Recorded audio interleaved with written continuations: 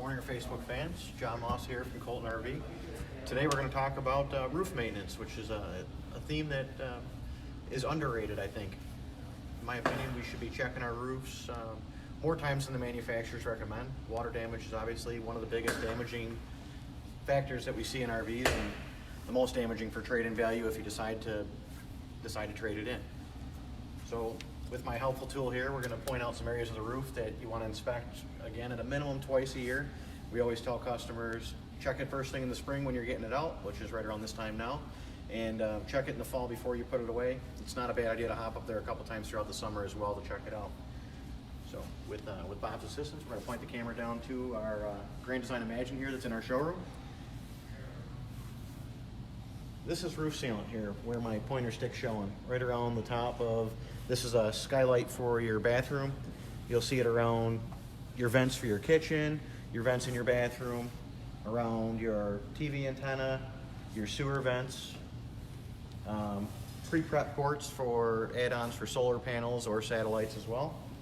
You're going to see some sealant down along this edge here, which is along your gutter rail, and we're going to follow up to the front here. This is where the front cap meets the roof. The transition strip here is going to have die-core sealant all the way across. We're going to take a little bit of a walk in a few minutes here into our store and show you some products that you're going to want to use to seal that roof up and condition the membrane. I'm going to pull my phone out here. This morning we were up on a roof, on a customer's roof, and this is a picture of very, very bad sealant. Actually, what's happening, the screw here snapped, causing this transition strip to lift, which caused a gaping hole for water to just run into this RV. And again, this will cause extensive damage pretty quick if it's not caught. And anything can happen from a snap screw to, just driving and it flexing and it getting hard and splitting. And, if it goes a week or a couple of weeks unnoticed, it can cause some significant damage. So again, you're going to want to get up there, minimum twice a year. It's not a bad idea to get up there more often if you can. So we're going to take you for another quick walk down to another RV here and just show you a little bit of a difference in roofing material they use. This one's a rubber roof.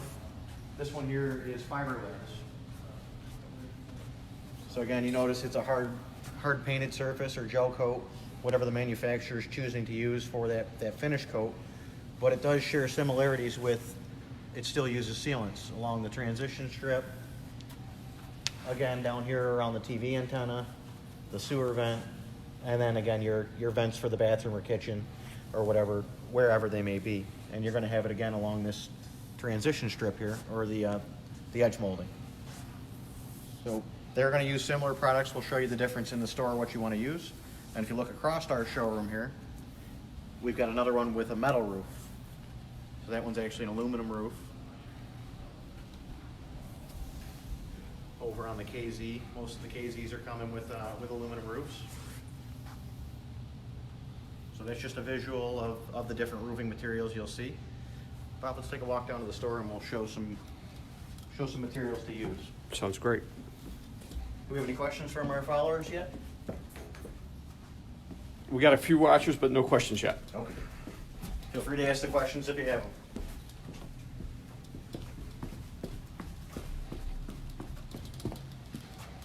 I'm going to ditch my pointer stick here in a minute.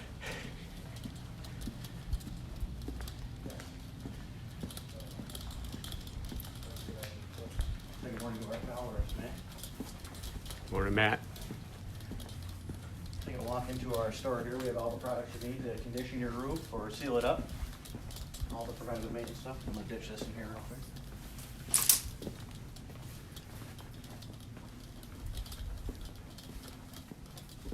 So welcome into our freshly remodeled retail store. Got things nicely organized for you. This is our roofing section. It kind of spreads down a little bit further into this next rack. But if you come in, you're going to see die-core. They're going to be our recommended manufacturer for roof sealants. I'm sure there's some other ones out there that aren't name brand die-core, but die-core is what the manufacturers are using, and that's also what we use here in our service center here. So you're going to have an array of colors. Colors are obviously preference to you as the owner. Obviously, if your RV came in for service, we would use the color that's on there. Whether it's white, black, tan, gray, we kind of have the full range. If you're trying this at home yourself, you're going to need a caulk gun, which you can buy at your local hardware store. And then the tubes are available here. There's a few different things you're going to want to look at. This one here is called self-leveling. These are typically used on your flats around those vents that I showed you along the top flat edges of the transition strips. You're going to use that. As you put it on, the material is going to flow out and settle, and then it's going to cure and set up and be, be sealing like it should. We have what's called non-sag. This one's a non-sag, non-leveling. So this product, if you're using it on flats, you can, but you're going to have to manually spread it out with a, a putty knife or something to level it out. We usually recommend you use this along that gutter rail, along the edges, and then maybe within 2 or 3 inches of the edge if you have a curved roof, so it's not running down the side of the trailer. And this is going to set up roughly in the same time as the self-leveling, but it doesn't flow out. We're going to put that back.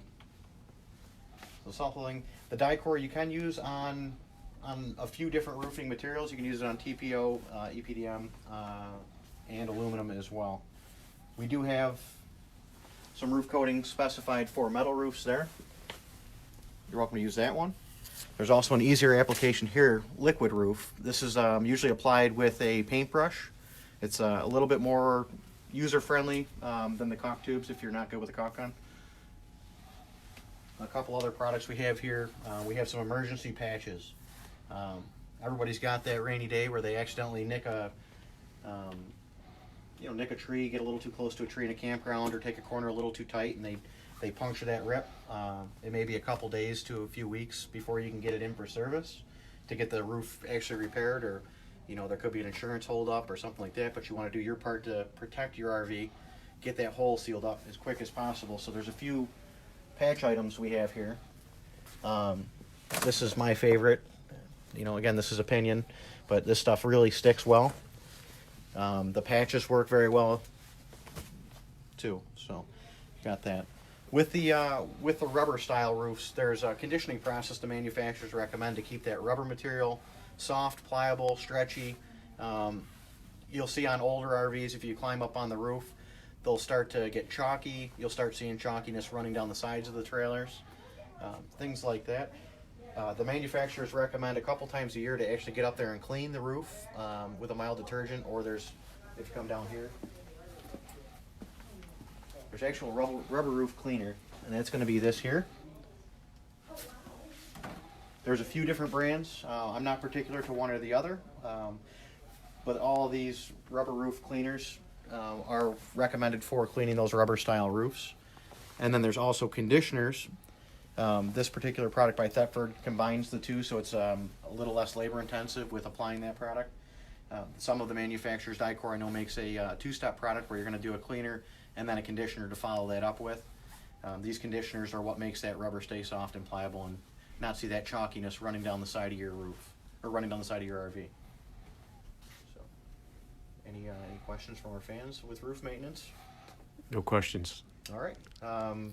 Throw a little plug in for our service department here. If you're not comfortable getting on a roof, by all means don't get up there.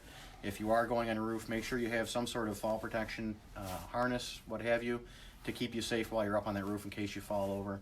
Our service department is rigged up with some fall protection in our bay to protect our staff while they're up there maintaining your roof. We do offer full roof maintenance here.